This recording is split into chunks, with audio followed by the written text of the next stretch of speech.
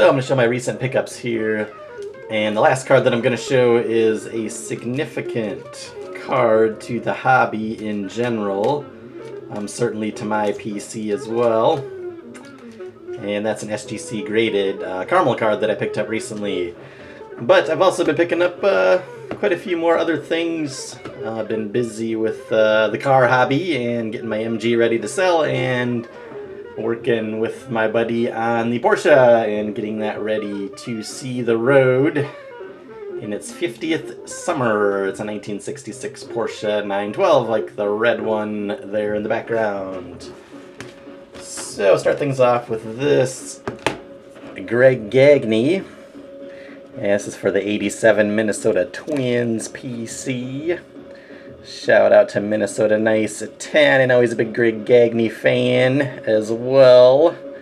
A utility infielder for the Twins with the Toledo Mud Hens card right there.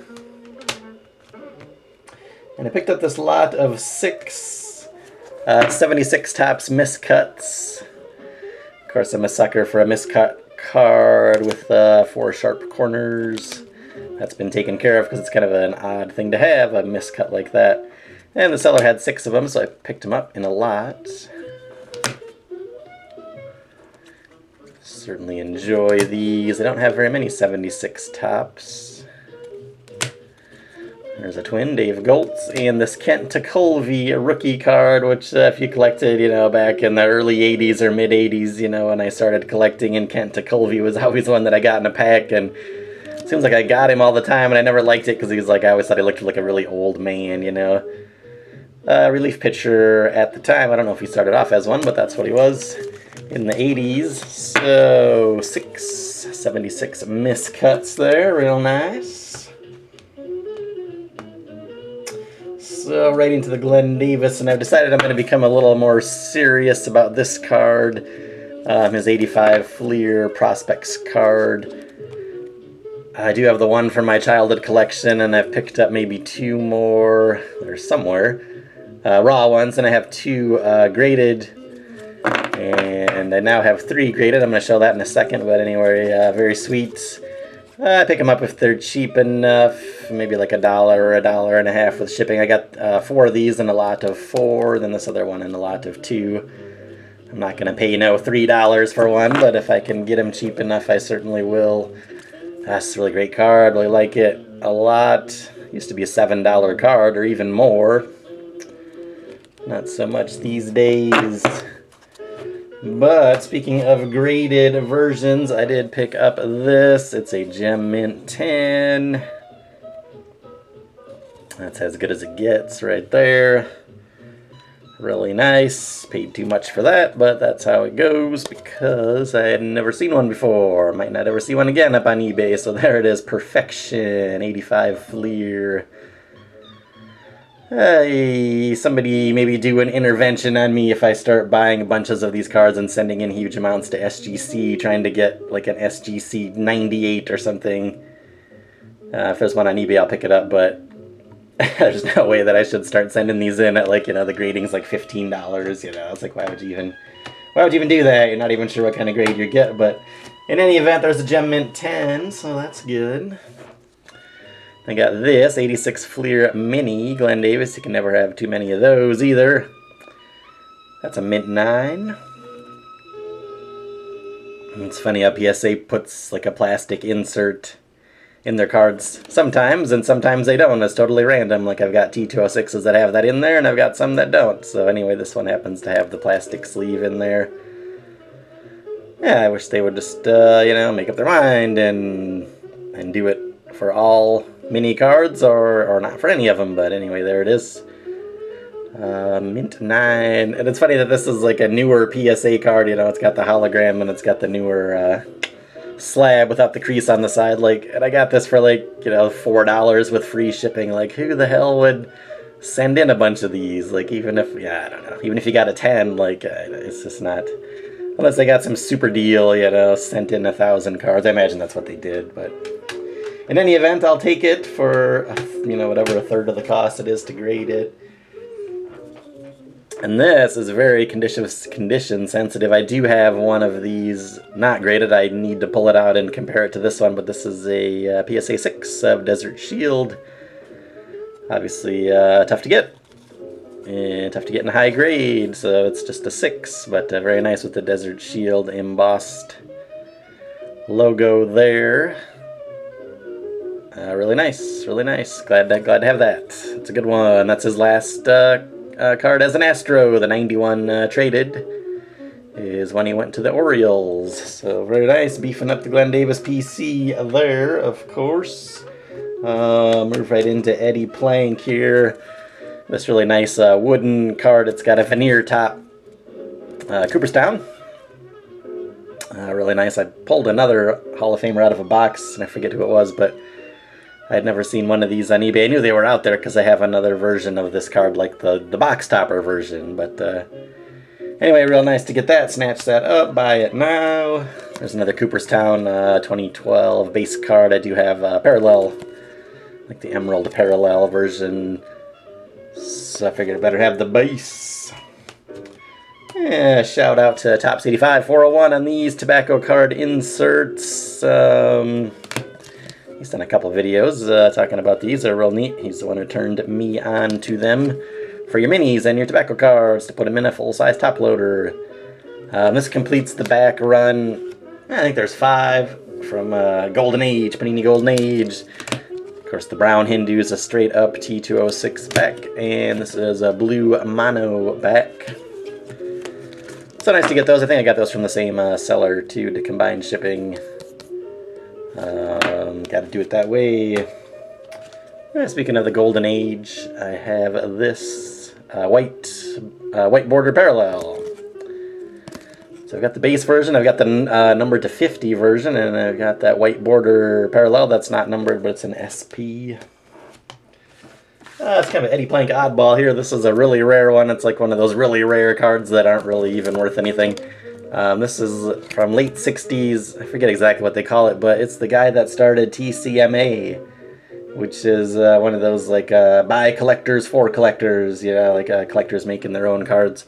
That's what the TCMA cards were, and this is before TCMA. That's pretty nice. Edward Plank, numbered to 26. Blank back and really thin cardstock. Got it in a card saver 4 there. I'd never seen one before, and it was up on a buy it now, so I snatched it up. Because you never know, I've never seen one since. So I don't know, pretty rare, but not worth much. Really cool to have for the Eddie Plank PC. Here's a card that I had, raw. One ends, I picked up a graded one, also 1969-1970 Bazooka, and these were from the box. They're on the side of the box. It's pretty weird how they grade hand-cut cards, you know. I don't get it. I don't understand why this would be a 5. I don't know, especially because it has the other card in the top there. It'd be like a miscut, right? But I don't know. Anyway, the side of the Bazooka panel has 2 cards. And I've seen some of the Plank of the unopened boxes. They're around. I might pick up one someday.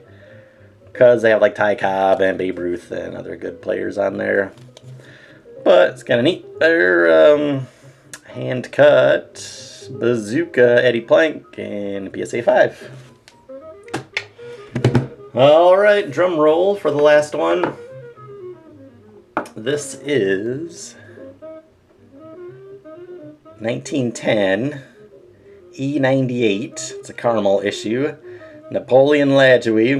And this is from the Lionel Carter collection, which I've talked quite a bit about in previous videos and shown my cards from his collection. And this is just incredible to get this. I can't believe it. It was up for bid on eBay. I'm trying to figure out what the letters are on the front. The first one looks like an L, you know, Lionel, and the second one, if that looked more like a C, that would make sense, but I do not know what that second letter is. Of course, Lionel Carter collected these back when these were worth, you know, 10 cents or whatever. He collected cards for 75 years. Really impressive checklist on the back of Hall of Famers. Geez, really run down the Hall of Famers here with Christy Mathewson, John McGraw, Frank Chance, Hannes Wagner, Fred Clark, Roger Bresnahan, Ty Cobb, Huey Jennings, Chief Bender. Geez, Ed Walsh, I think he is. Of course, Cy Young is Mordecai Brown. Joe Tinker, Johnny Evers, Eddie Collins, and Connie Mack. So those are all the Hall of Famers. Gosh, that's, you know, over a dozen, maybe 15 Hall of Famers or so on a 30-card checklist. So really good.